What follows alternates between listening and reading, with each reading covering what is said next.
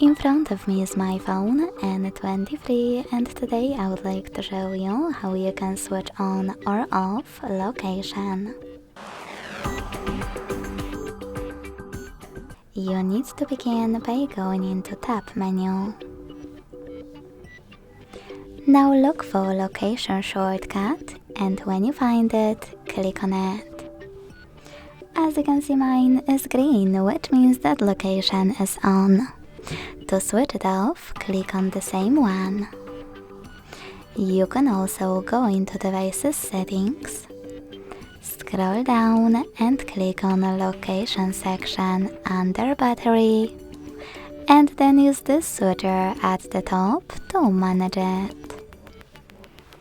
Thanks so much for watching. If you enjoyed this video, leave a like, comment and subscribe. Bye!